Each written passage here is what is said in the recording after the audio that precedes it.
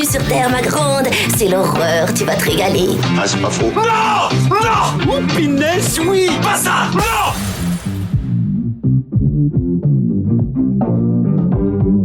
Dites mon nom. Je vais appeler Internet et leur demander de me faxer les numéros de téléphone de toutes ces femmes. Merci. Écoutez, je dirai pas loin, comme ça, si c'est l'apocalypse ce soir, bip bip. Bonjour, c'est Clémence. Bienvenue dans We Love Series, le podcast signé We Love Cinéma qui s'intéresse aux séries cultes d'hier et d'aujourd'hui. Dans la collection du moment, on déroule le tapis pour Les Sopranos, la série culte de HBO. Et comme d'habitude, on prend notre temps pour creuser le sujet sur plusieurs épisodes. La semaine dernière, on vous a parcouru la galerie des personnages principaux. Aujourd'hui, on passe de l'autre côté de la caméra pour en apprendre plus sur le papa de la série, David Chase. Mais pas seulement, on parlera aussi de toute l'équipe qui a contribué au succès des Sopranos, les scénaristes, les réalisateurs, les producteurs et évidemment le casting. À mes côtés, pour explorer les coulisses de la série, j'ai le plaisir de retrouver Stéphane Moïsakis. Salut Stéphane. Salut Clémence. Et Rafik Djoumi. Salut Rafik. Salut Clémence. Alors, on l'a dit, derrière les Sopranos, il y a d'abord un homme, David Chase. David Chase, de son vrai nom, David Di Cesare. Avant de créer les Sopranos, David Chase a été scénariste pour la télévision pendant plus de 20 ans. Il était vraiment très connu dans ce milieu-là, avec un style d'écriture bien à lui. Et avant même de parler de ce qu'il a fait, au niveau professionnel, je pense que c'est important de parler de ses origines. Bah oui, il a des origines italo-américaines. Voilà, il grandit au New Jersey. En gros, les Sopranos, c'est sa vie, quoi. C'est ce qu'il a pu contempler. Mais bon, ça rappelle ce que Martin Scorsese a pu faire également dans un film comme Les Affranchis, où finalement, ce qu'il nous met en scène dans les premières minutes, c'est aussi la vision que lui avait de ces quartiers-là quand il était gamin, quoi, et de ces wise guys qui voyaient aller à leur petit business, quoi. Ouais, puis c'est une personne qui a grandi en fait avec des parents extrêmement, on l'a dit dans l'épisode précédent, Livia, la mère de Tony Soprano, c'est sa mère en fait, hein, littéralement. C'est quelqu'un d'extrêmement toxique pour lui.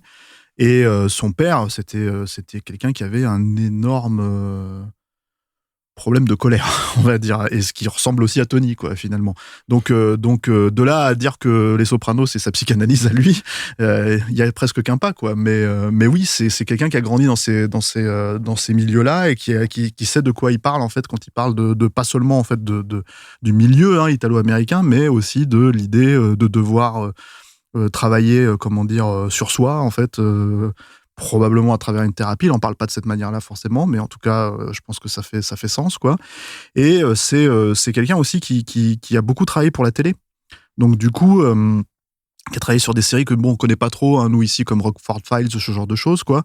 Et qui, au moment justement où il lance Les Sopranos, en fait, où il veut faire Les Sopranos, il veut sortir de la télé.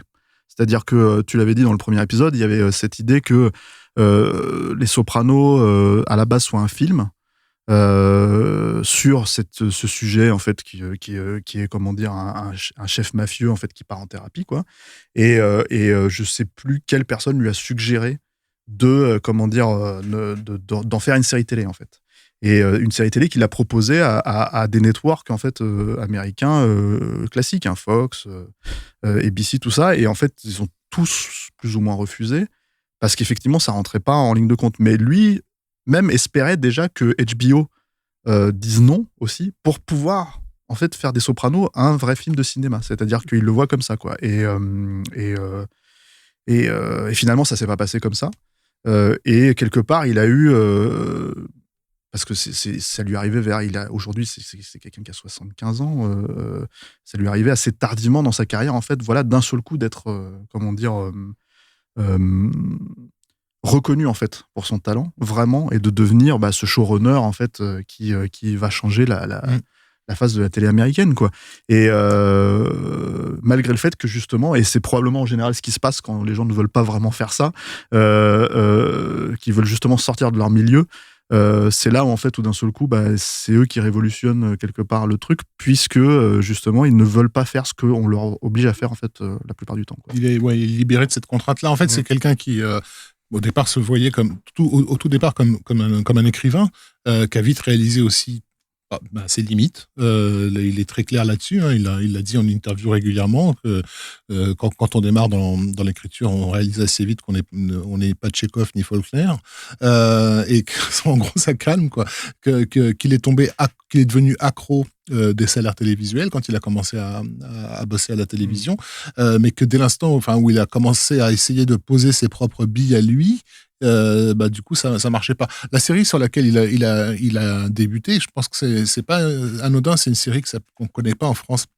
même bien qu'elle ait été diffusée, je crois, à l'époque, s'appelait Dossier brûlant, Kolchak, The Night Stalker en anglais, qui est accessoirement la série qui a inspiré Chris Carter pour X-Files, hein. C'est une série fantastique, un X-Files avant l'heure, hein, des 70s.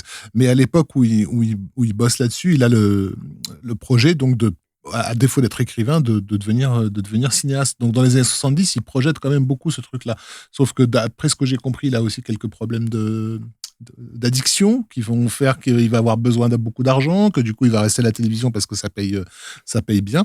Et à la fin des années 80, il développe une série qui est plutôt ambitieuse dans sa narration, mais qui va se planter totalement, qui s'appelle Almost Ground. En 88, ouais. Qui est généralement dans le milieu scénaristique, les gens le connaissent pour ça avant que Les Sopranos n'arrivent, qui raconte l'histoire de personnages à 3 moments clés de leur vie, en fait, le collège, l'université et le divorce. Et qui entremêlent en fait ces trucs-là. Mais bon, un truc trop méta, trop complexe pour la télévision, et ça s'est planté. Donc voilà, ce que dit Stéphane est très juste. Effectivement, Les Sopranos, pour lui, c'est sa porte de sortie de ce monde-là. Et finalement, ça va être effectivement une porte de sortie, mais une porte de sortie de cet univers télévisuel dans lequel il n'a jamais trouvé sa place, parce qu'il va créer le sien, quoi. Et il est extrêmement protecteur en fait de cette série. C'est-à-dire qu'il est extrêmement fier de ce qu'il a fait. C'est un ego, hein, mine de rien. C'est-à-dire que c'est quelqu'un que HBO a dû gérer aussi. Ce qui est assez intéressant, c'est que c'est une série qui a duré donc 6 saisons et en fait, elle a été faite. Alors, par exemple, on sait que la saison 6 a été à un moment donné arrêtée précisément parce que James Gandolfini avait eu un souci, en fait, il a dû se faire opérer de la jambe et tout. Donc, du coup, c'est pour ça que ça retardait, en fait, la deuxième partie. C'était pas un jeu, en fait, pour finir la série, voilà. N'empêche que ça lui a permis, par exemple, d'exiger un dernier épisode, en fait, pour vraiment boucler le truc, parce que l'idée, c'est vraiment de faire les choses bien. Et il pouvait se le permettre. Parce que, en fait, Les Sopranos, c'est avant Game of Thrones, c'était la série phare, en fait, pour HBO. Et du coup, il était vraiment traité comme un prince, en fait. Voilà. Et en fait, c'était un ego à gérer aussi avec les comédiens, hein, mine de rien, parce que ça, on en parlera peut-être après quand on parlera des comédiens, mais en fait, il y a eu des grosses tensions, en fait, au fur et à mesure où la série fonctionnait, quoi. Et c'est quelqu'un qui, je pense, a aussi une logique familiale, en fait, qui est ancrée dans son fonctionnement. Alors effectivement, il a d'ailleurs ses collaborateurs, beaucoup c'est des amis à lui à la base qu'il connaît de la vie personnelle. Bon, tu dis qu'il est très protecteur. En même temps, il a quand même énormément de rôles dans la production de la série, puisque donc il est showrunner, producteur exécutif, scénariste en chef pendant les 8 années de production. Il a écrit un très grand nombre de scénarios, hein, plusieurs épisodes sur chaque saison. Et il aurait aussi supervisé tout le montage et réécrit plusieurs épisodes confiés à d'autres scénaristes. C'est un petit peu comme Alexandre Astier, hein, il y a cette envie peut-être de tout contrôler. Mais alors moi, quand je parlais d'être protecteur, c'était pas forcément uniquement en fait vis-à-vis de ce que tu contrôles quand tu fais la série, maintenant que la série est terminée depuis maintenant plus de 15 ans, quoi, enfin quasiment 15 ans, mais c'est vraiment l'idée que quand justement Game of Thrones a commencé à cartonner, en fait apparemment il a envoyé un message à HBO en disant mais qu'est-ce qui se passe là, votre série c'est plus Les Sopranos l'étendard en fait d'HBO, et les mecs d'HBO ont dû lui répondre si t'inquiète pas, tout va bien, on ne t'oublie pas. Voilà, non c'est donc il a vraiment c'est un ego on va dire de créateur très très très prononcé. Et d'ailleurs en fait là il y a le film là, la préquelle qui sort en ce moment bientôt, on en parle dans le prochain épisode. Voilà, et en fait cette préquelle par exemple c'est quelque chose où il a ouvertement dit je ne ferai pas ce truc si ça n'avait pas une vraie importance en fait dans l'univers des Sopranos. C'est-à-dire que ce n'est pas que l'idée de rajouter quelque chose ou de capitaliser sur la popularité, le succès et l'héritage, en fait, on va dire, des Sopranos, quoi. Donc, c'est vraiment quelqu'un qui, dans cette création spécifique, a tout donné, quoi. Très bien, je pense qu'on va passer à la suite. Un dernier détail, parce que je voulais le dire tout à l'heure, et puis en fait on est parti sur autre chose, mais dernier parallèle avec la série et son propre vécu. David Chase était en psychothérapie à l'époque. Ouais. Oui, et il a construit le personnage du docteur Melfi d'après son propre psychiatre. Ouais, ça fait sens. Tout à fait, ouais. Et aussi, parce qu'on va en parler un petit peu, du coup, il a beaucoup contribué à redéfinir aussi le travail d'équipe de scénaristes dans le fonctionnement de ces séries-là. Donc, il chapeaute effectivement tout très sérieusement, mais en même temps, il a donné une véritable liberté d'écriture à ses collègues, dont certains vont ensuite prendre leurs ailes et nous livrer d'autres séries importantes. Alors, justement, c'est exactement ce dont on parle tout de suite. La plupart des autres personnes qui ont travaillé sur Sopranos, que ce soit des scénaristes, des producteurs, des réalisateurs, ont tous déjà écrit pour la télévision avant cette série-là. Et donc, effectivement, David Chase n'est pas tout seul sur la série, hein, il est très bien entouré, à commencer par Terence Winter, scénariste sur 23 épisodes et producteur sur Les Sopranos, mais aussi connu pour ça.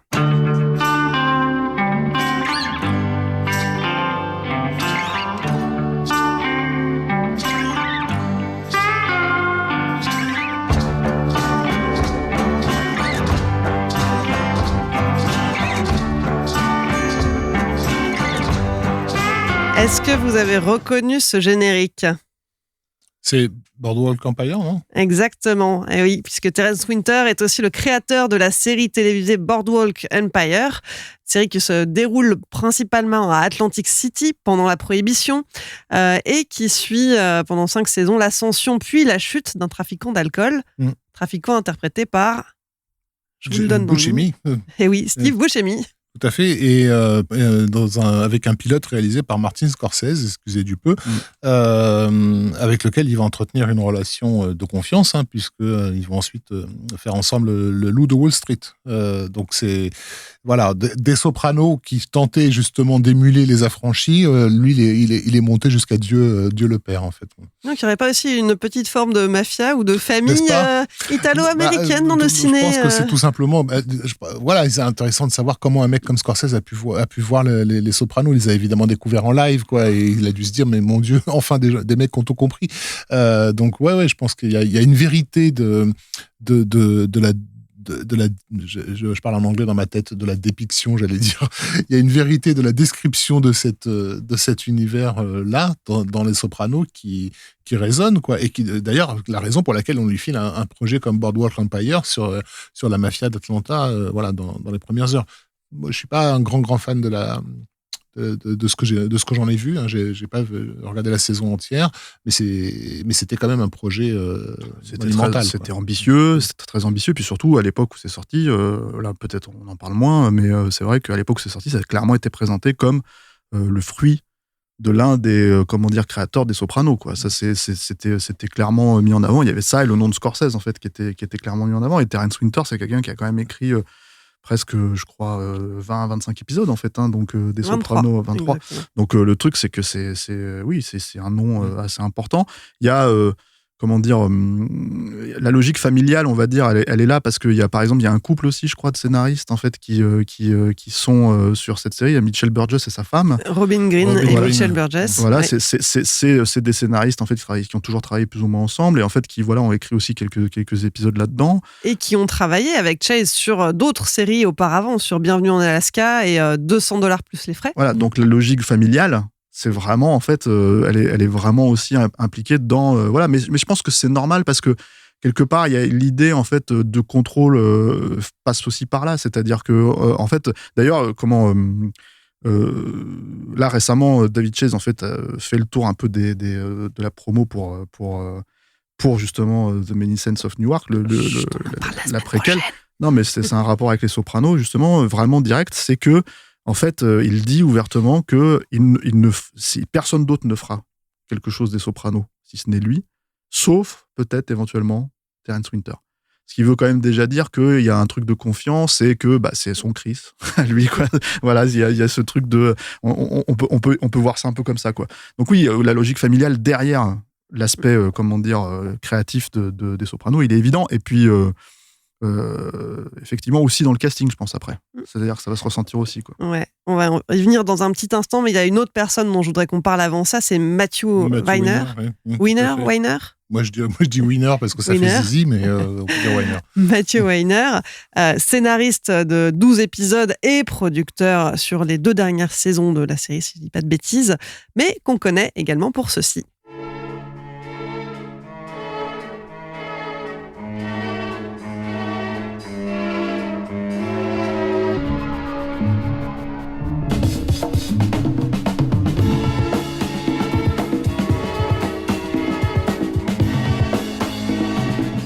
Alors là, on est dans un autre genre de famille. Je vais me draper dans mon ignorance. Quel beau jeu de mots. Moi, je suis littéralement dans l'ignorance, parce que c'est vrai que j'ai dû voir un épisode et demi, mais... Alors, pour ceux qui ne l'auraient pas encore reconnu, donc ça, c'est le générique de la série Mad Men, puisque donc Matthew Weiner est créateur, producteur exécutif, scénariste principal et responsable de la série Mad Men, diffusée par la chaîne AMC. Mais de toute façon, on peut reconnaître la patte qu'ils ont eue sur les Sopranos, justement, par rapport à l'identité de ces séries-là. C'est-à-dire que le caractère anthropologiquement juste de Boardwalk Empire dans la description du monde criminel d'un côté, et le caractère incroyablement juste dans les comportements humains et les non-dits dans Mad Men de l'autre, en fait. Donc, quand on te dit que les Sopranos a ouvert toutes les portes, c'est qu'effectivement, ils ont ouvert toutes les portes, quoi. Ça aurait pu être d'autres gens qui auraient créé ces séries-là, mais ils l'auraient fait dans la continuité de ce que Chase a effectivement initié. Et puis, au scénario, on peut encore citer Michael Imperioli, donc l'acteur qui incarne Christopher Moltisanti dans la série, qui a écrit 5 épisodes. Et Tony Kellem, l'interprète d'Angie Bonpensiero, qui lui a écrit un épisode de la saison 5, l'épisode Famille, je vous aime. Ouais. Et on peut aussi parler, parce qu'on n'en parle pas si souvent finalement dans notre émission, des réalisateurs, parce que moi je sais qu'à titre personnel, en tant que cinéphile, c'est une des choses qui a largement contribué à me faire rentrer dans ce monde-là. Donc les Sopranos étaient diffusés à l'époque sur Canal Jimmy, comme tu l'as dit, je les ai découverts dans cette condition-là, et j'avais dans les années 90 et 80, beaucoup de problèmes avec les séries américaines à cause de leur look, en fait. Je n'arrivais pas à regarder à cause de ça, même si les scénarios étaient intéressants, etc.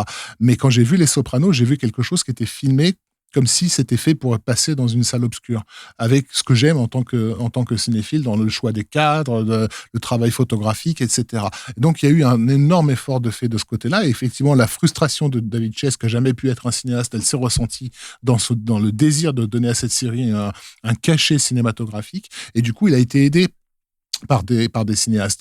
Alors, il y a bien sûr Tim Van Patten, David Nutter, qui sont des gens qu'on connaît aujourd'hui pour justement avoir fait la série Game of Thrones, qui sont un peu les mercenaires de HBO, qui sont derrière tous les meilleurs projets de HBO, mais c'est des gros bosseurs. Mais on a également des gens qui viennent du cinéma traditionnel. Et je pense à Peter Bogdanovich, par exemple, qui était un cinéaste star des années 70, qui a très très mal traversé les années 80. Et qui incarne d'ailleurs le psy de Nelfi, quoi. Il joue le psy de la psy de la série. Donc c'est-à-dire qu'il est en train d'ausculter, c'est le maître qui ausculte ce que David Chase a fait avec son film à lui, si tu veux.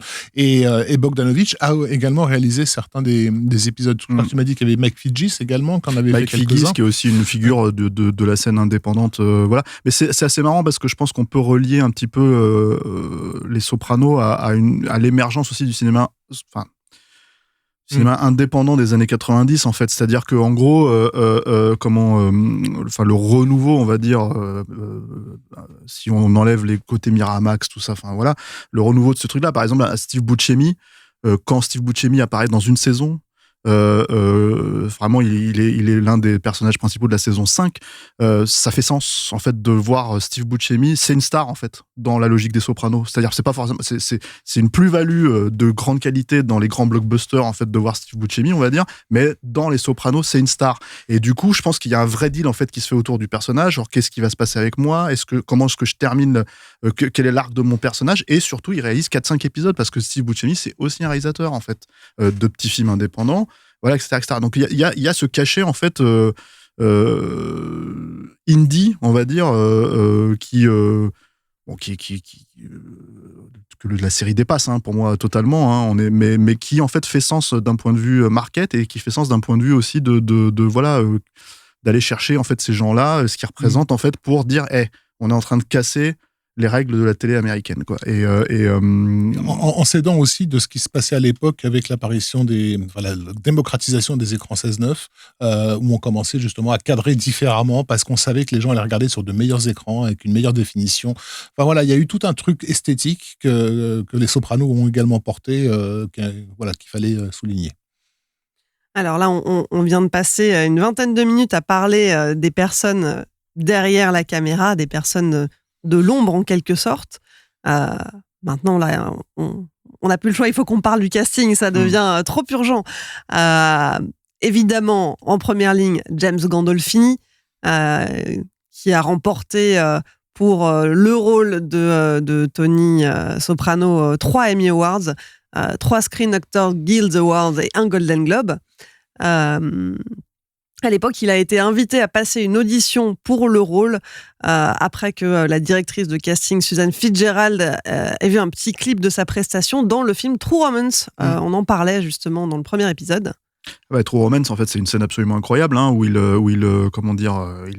retrouve Alabama, le personnage d'Alabama, en fait, pour récupérer la coke qu'elle aurait volée. Et en fait, c'est une scène où il la passe à tabac. Il la défonce en retour. Voilà. Et c'est un truc, en fait, c'est une scène très très forte dont les gens se rappellent. Et clairement, en fait, il y a un jeu là-dedans, en fait, qui le rend extrêmement... parce que c'est à la fois, effectivement, un tueur de sang-froid, et en même temps, quelqu'un qui reconnaît la valeur du personnage qu'il a en face de lui et qui est touché, en fait, par ce personnage, alors qu'il le dit ouvertement, lui, qu'il n'a plus de sensation quand il tue quelqu'un. Donc, en fait, c'est une scène très forte, moi, je trouve assez magnifique, en fait, dans le film. Et pour moi, pendant longtemps, avant que je revoie Les Sopranos, en fait, c'était la scène de Gandolfini, quoi. C'était vraiment le truc. Je suis choqué, Stéphane. Tu ne cites pas Perdita Durango. Mais si, justement, parce que j'allais dire, c'est un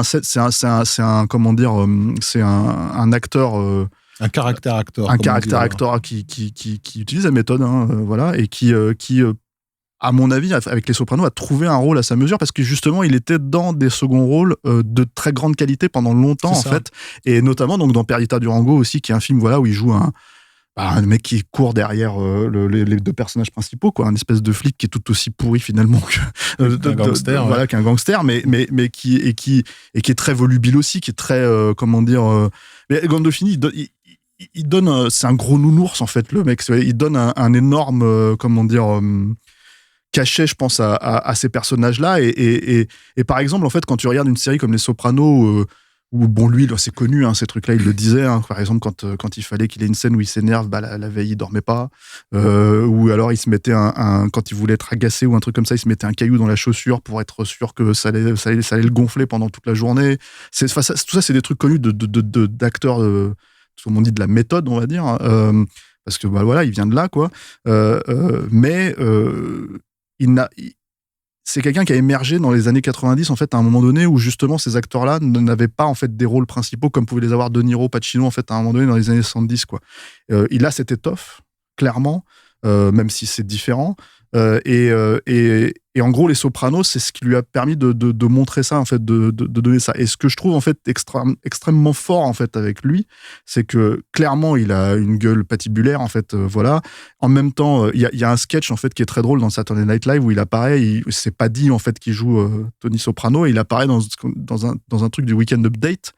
Et c'est Tina Fey et Amy Poehler en fait qui présentent le truc, quoi. Et en fait, en gros, elles disent voilà, on a besoin de l'avis d'un résident du New Jersey pour nous expliquer quelque chose. Et il arrive avec un lecteur de DVD qu'il leur offre et tout. Et en fait, il joue clairement le mafieux et tout, quoi. Et à un moment donné, la phrase finale, en fait, si tu veux, c'est que quand il s'en va, moi, je vous invite à regarder le sketch si vous parlez anglais, il est sur YouTube et tout. C'est que, en fait, Tina Fey dit c'est un des mecs les plus dangereux que j'ai pu rencontrer, mais pour lequel j'ai été attiré. Et quelque part, il représente ça, en fait, et il le fait super bien, quoi. Parce que ce côté nounours, ce côté, voilà, en fait, bon, la série joue avec son côté mal alpha, il joue avec l'idée que, en fait, les femmes puissent être attirées sexuellement parce qu'il est dangereux, parce que, voilà. Mais en même temps, en fait, il y a ce côté nounours. C'est pas seulement qu'il est dangereux, c'est the man in charge. Ah, complètement, voilà, c'est avec moi, ça va bien se passer. Il a du pouvoir. Voilà, avec moi, ça va bien se passer, c'est ton problème, je vais le régler. Mais c'est contrebalancé par le côté enfantin du personnage, et notamment son zozotement, en fait, hein, qui est un truc avec lequel il a beaucoup bataillé en tant que comédien, mais que finalement, on lui a conseillé d'en jouer plutôt que d'essayer de cacher. Ça lui donne une fragilité intéressante. Et moi, ce que j'aime, en fait, du coup, avec ce personnage-là, c'est que, en fait, il aurait pu être facilement, et d'ailleurs, ça a été un peu le cas, hein, il a été un peu enfermé, mais il a essayé de casser ça, en fait, et tout, mais en fait, il aurait pu être enfermé vraiment dans les rôles de mafieux, de politicard foireux et tout. Et par exemple, il apparaît dans Max et les Maximons, c'est lui qui joue le rôle, en fait, du monstre principal, quoi, et il est parfait, en fait. C'est un casting parfait parce que ce côté nounours, en fait, il est tellement évident que, voilà, en fait, il représente littéralement un nounours à l'écran, quoi. Et voilà, c'est vraiment... et c'est une perte parce que c'est quelqu'un qui est mort assez jeune, hein, il avait 52 ans, 51 ans, peut-être, je sais plus, quoi, et d'une crise cardiaque. Et, en juin 2013. Voilà, et c'est une perte, mais c'est presque préfiguré par ce que tu voyais dans le personnage, parce que les personnages dans la série, ils n'arrêtent pas de le dire. Ils disent, putain, s'il continue à bouffer comme ça, il va avoir une crise cardiaque, en fait, quoi. Ouais, et finalement, la réalité le rattrape. Hein. Il a une crise cardiaque alors qu'il est en voyage en Italie, à Rome, pour recevoir un prix au festival de Taormine, en Sicile. Et donc, évidemment, c'est une tragédie pour la planète série, cinéma, enfin, tout cet univers. Au lendemain de sa mort, Bruce Springsteen et le E Street Band, dont est membre le guitariste Steven Van Sant, donc celui qui joue Silvio Dante dans la série, joue une interprétation de leur album Born to Run en la dédiant à Gandolfini. Je vais rajouter peut-être aussi une petite anecdote sur Gandolfini pour dire à quel point il est représentatif, en fait, de ça. C'est qu'à un moment donné, quand la série The Office cherchait un remplaçant à Michael Scott, en fait, au personnage de Steve Carell, ils ont pensé à Gandolfini. Et ils lui ont fait une offre qu'il ne pouvait pas refuser. Et en fait, en gros, il a dû la refuser, mais parce que HBO et, à mon avis, David Chase ont dit non. Vous n'avez pas parodié ce personnage-là, parce que je pense que c'est clairement ce qui était attendu. Et ce qui s'est passé, c'est que HBO, pour convaincre Gandolfini, a dû renchérir sur l'offre pour qu'il ne soit pas dans la série. Donc en fait, je crois que, en gros, il me semble que The Office, ABC ou NBC, je sais plus, a proposé $4 millions pour qu'il vienne, en fait, remplacer Michael Scott, que ça soit le nouveau boss de The Office, quoi. Et HBO a déboursé 5 millions. Et à mon avis, David Chase est vraiment derrière cette notion-là. Et je pense que l'idée principale, donc Gandolfini a gagné 5 millions à rien faire, mais je pense que l'idée, en fait, principale, c'est vraiment, en fait, de maintenir la crédibilité et le cachet, en fait, des Sopranos. L'aura culturelle, effectivement. À mon avis, c'est ça, quoi. Alors, au-delà de James Gandolfini, on va parler du reste du casting aussi. Hein. La plupart des acteurs des Sopranos sont italo-américains. Ils étaient souvent engagés dans des productions hollywoodiennes à propos de la mafia. Par exemple, la série possède 27 acteurs en commun avec Les Affranchis. Il y en a certains qui ont joué aussi dans la trilogie du Parrain.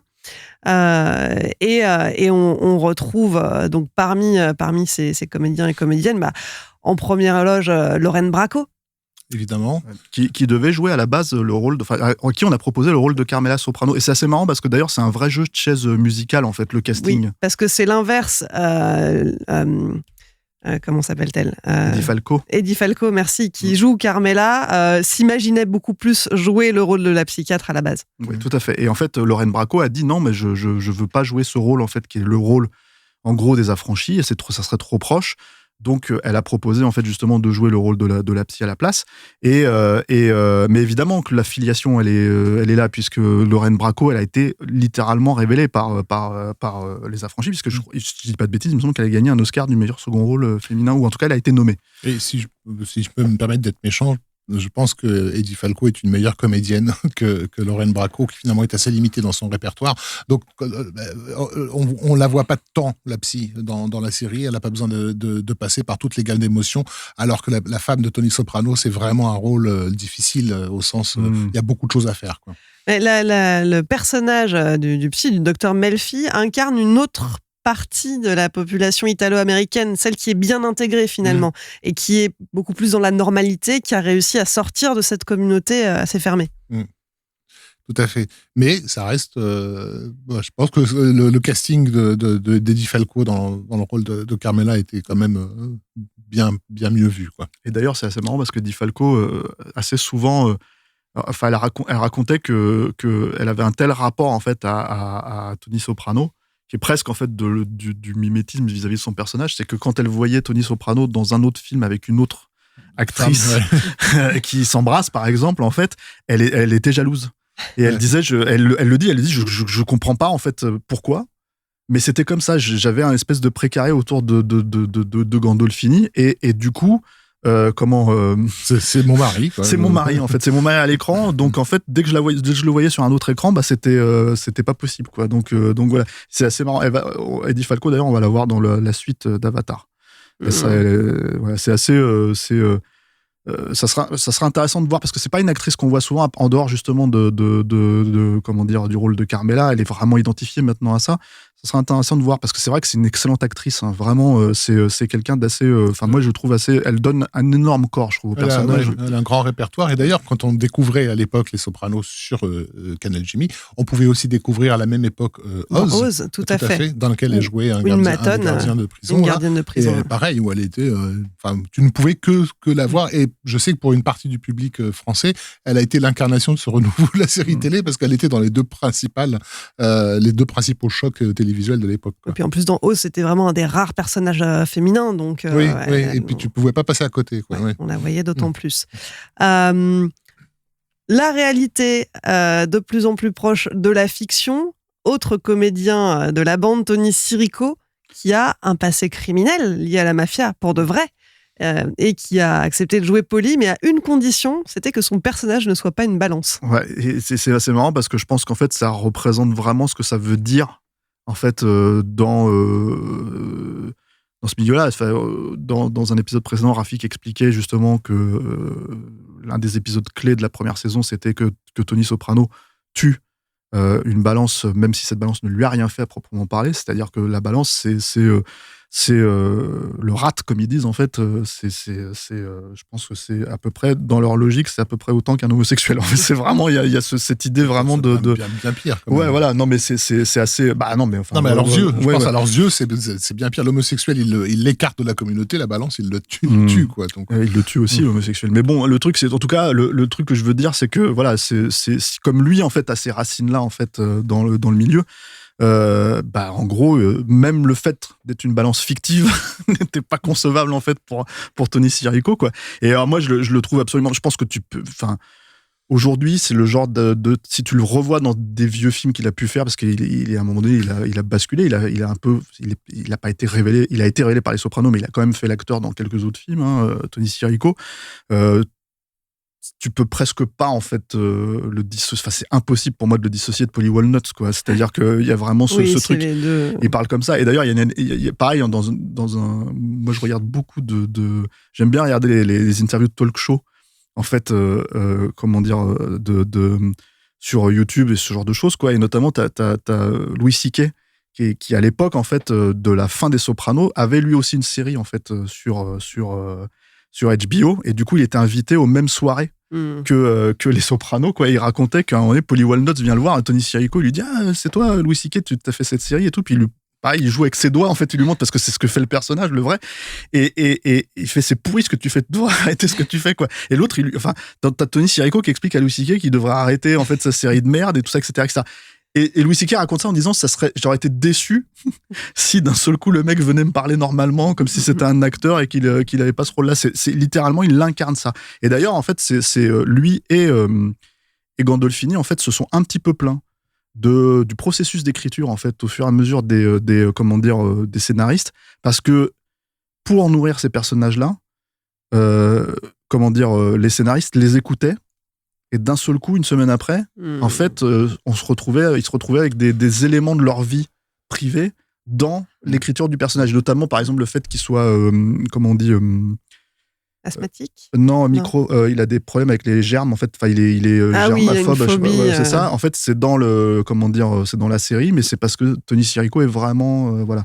Et Gandolfini disait, littéralement, il a appelé Chase et les scénaristes, il les appelait les vampires, en fait. C'est-à-dire, vous nous sucez notre sang pour écrire vos trucs. Et à la fin, ça crée de plus en plus une certaine animosité sur le tournage, quoi. Il incarne aussi ce personnage, au-delà de la criminalité de son passé, il incarne aussi un certain état d'esprit ce qu'on appelle le blue collar new-yorkais et du New Jersey. C'est le raison pour lequel, voilà, le vrai prolo, mais new-yorkais spécifiquement, avec son accent, sa culture, etc. Raison pour laquelle il a fait autant de films de Woody Allen, par exemple, parce qu'il est une incarnation de cette cité. Il jouait également dans Copland avec Eddie Falco, tous les deux. Donc voilà, on était déjà dans la même région du New Jersey. On l'a vu dans Dead Presidents aussi, où il jouait un flic cette fois-ci. Donc, que ce soit flic ou que ce soit mafieux, finalement, c'est interchangeable parce que ce qui compte, c'est ce côté, effectivement, prolétaire à la gâchette facile, quoi. Et alors, il y a une mise en abîme qui est intéressante dans la série. C'est que donc Tony Sirico, il a un passé lié à la mafia. Il devient acteur. Et dans la série, Christopher, il est lié à la mafia. Mais qu'est-ce qu'il rêve de faire ? De scénariste à Hollywood. Et d'ailleurs, j'étais surpris à l'époque du fait que ce soit aussi explicité dans la série, puisque donc il se sert de l'argent de la mafia pour financer des petits films d'horreur qui rapportent énormément sur le marché international, et il s'associe avec un réalisateur américain d'origine asiatique. Et à l'époque, on avait ce petit film d'horreur sorti de nulle part qui s'appelait Saw, réalisé qui est explicitement cité dans la série, en plus, puisqu'il regarde Saw. Réalisé par James Wan. Et je me disais, mais attends, ils sont juste en train de nous dire que Saw a été financé par l'argent de la mafia, tranquillement, peinard, l'air de rien, quoi. C'est pas si Saw. Alors, il y a plein les gens qui connaissent un petit peu les dessous des affaires criminelles se retrouvent dans les films, que ce soit Casino, Les Affranchis, etc., des choses qui se sont réellement produites, quoi. Mais là, ça touchait le cinéma. C'est ça qui m'avait étonné, c'est qu'il montre aussi explicitement qu'une partie de l'argent qui circulait en masse dans cette industrie avait des origines très clairement criminelles, quoi. Et d'ailleurs, en fait, le Michael Imperioli, justement, en fait, c'est lui qui racontait que la première fois qu'il a lu le scénario, il ne comprenait pas le ton, c'est-à-dire du pilote. C'est-à-dire que pour lui, c'est absolument pas d'une seule seconde, c'est une série qui va marcher, c'est une série qui est en train de casser les codes, c'est une série qui, voilà. Il l'a compris bien après, évidemment, hein, et d'ailleurs, c'est un grand représentant de la série aussi, c'est-à-dire dans le sens où on le voit beaucoup parler, en fait, de la série, et chaque fois il est invité pour ces choses-là, il est là, il est présent, en fait. Mais c'est effectivement, alors Rafik l'avait souligné, je sais plus si c'est dans cet épisode ou l'épisode précédent, en fait, que Michael Imperioli, on le connaît parce qu'il joue le busboy, en fait, dans Les Affranchis. Dans une scène traumatisante des Affranchis. Où il se fait tirer d'abord dans la jambe, et puis ensuite, il y a un retour de scène, en fait, un payback avec cette scène plus tard, quoi. Avec juste fuck you au personnage de Joe Pesci, et puis il se fait buter comme une merde. Voilà, et en fait, on le connaît à cause de cette scène, parce que c'est une scène forte, on va dire, quoi. Et il disait, oui, à l'époque, moi, j'avais juste besoin de gagner ma croûte, en fait, en tant qu'acteur, et donc j'ai accepté ce truc-là. Il était persuadé d'avoir planté son audition.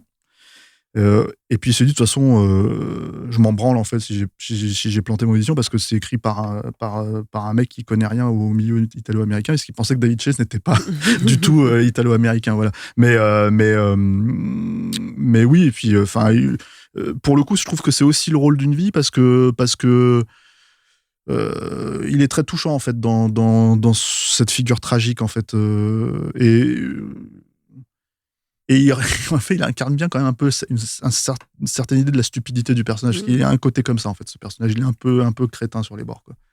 Alors, un dernier acteur dont on va parler avant de fermer boutique, c'est Steven Van Zandt. On le disait tout à l'heure, lui, il n'est pas acteur de profession à la base. Il est musicien, il est guitariste, il joue dans le groupe de Bruce Springsteen, E Street Band.